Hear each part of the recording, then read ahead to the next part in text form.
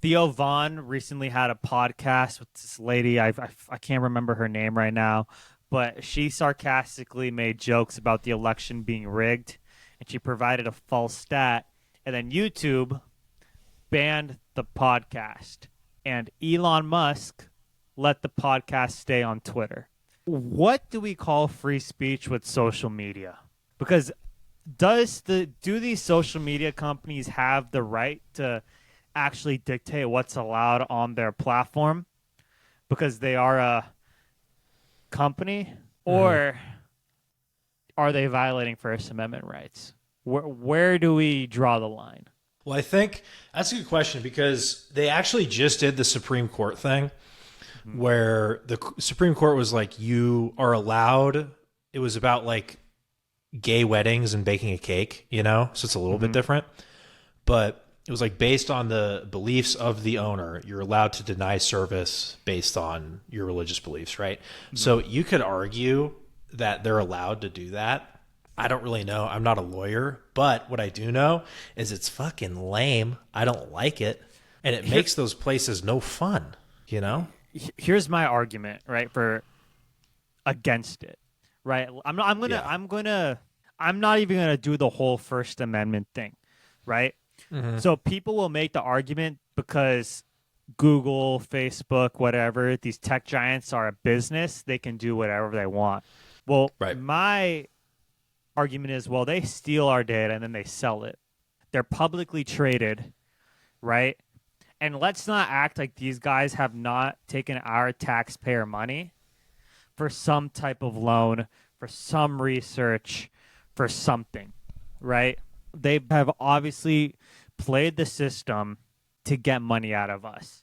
And I think the big Yeah. example is obviously when they were stealing money, or what, excuse me, when they were stealing our information for the election cycle, like in 2016. I think Facebook did it, right? That's my biggest argument where it's like, I understand why you can't have complete a complete free for all on the internet, right? Because at the end of the day, you have to have a sustainable business, and it's gonna drive advertisers away. But you can't have somebody gives misinformation. You can't censor Yeah. it. You can't Well, censor what it. even is fucking misinformation, right? Because I've seen a bunch of shit. Let me turn my light back on. But I've seen a bunch of shit that they said was misinformation that isn't, you know? Yeah, I know. Obviously, we're hinting at the pandemic. I'm not gonna go in there, but Right. But but here's the thing: is like, I think it might work out to where as long as the government doesn't get too involved with all the shit, which they're probably going to try to, and the private sector just needs to keep them out.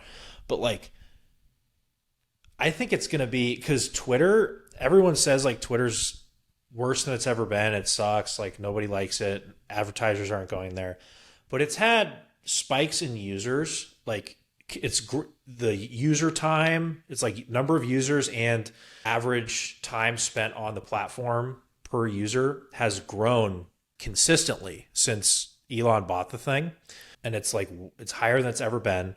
And so if you're an advertiser, right, if you're not in that market, like you're the one who suffers after a while, right? And the people who are getting they're getting eyes on their ads. Additionally, like if you're advertising on other things, it's just like I don't know. I think it's going to work out to where people want to be where information is accurate, and it's not like no one likes being censored, no one likes other people censoring people, no one reasonable likes that. And so they're going to go to places where that's not happening over time gradually. And I think big companies are either going to have to realize that and adapt and make their thing less crazy, or they're just going to die like over time. I think. I think the rules for censorship should really only apply to actual politicians themselves. I don't think they should apply to the general public because if I go outside and say the sky is green, right? I'm not causing any harm to anybody. Maybe I'm lying, yes, but I'm Mm-hmm. not causing harm to anybody because there's no Because if I say the sky is green, people, it's important that we have free speech because if I say the sky is green, people rebutting or people like calling me out on it, providing statistics, Mm-hmm. giving me an argument, that's Yeah. more important than 100%. Exactly. because if you censor something, right, instead of letting people have dialogue around the issue, you're just giving more validity to that point where people are like, oh, well, they're Right. hiding it for a reason, right? If they're trying to classify it. So it Yeah. does, and that's the main argument for free speech itself, right? Like any extreme idea, right? You can take it to the extreme with any idea, right? But you need to have people talk about those ideas so people can call them stupid. So people see the Right. other side, so people can have that discussion, right? And if you're gonna keep pushing people into this corner, right, where they're gonna have to have their own little spaces, you're not those people are you're not gonna see much of a battle of opinions there because the general public isn't in these weird 4chan spots. They're not in these weird like Reddit communities and Discord channels. You feel me? Well, yeah.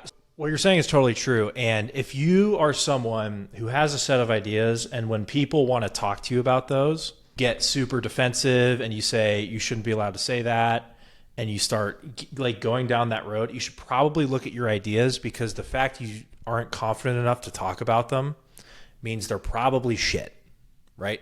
Or you just haven't thought about it and you just heard it somewhere and you thought it sounded good and you haven't actually thought out why you think that's true. So you don't actually want to talk about it, right?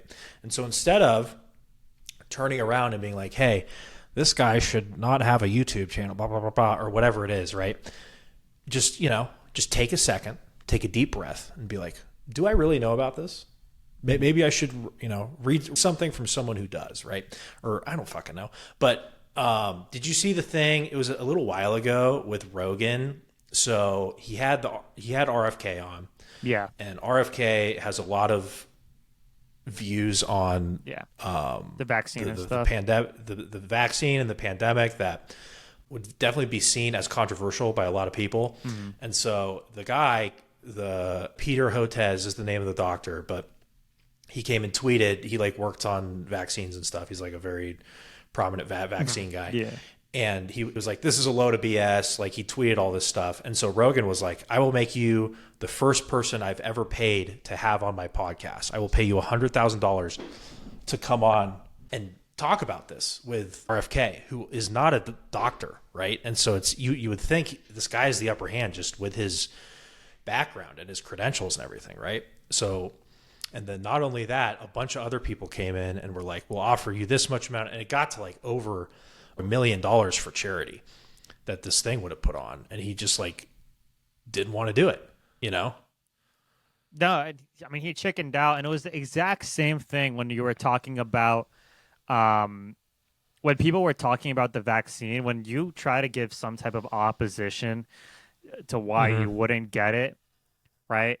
It said I never saw.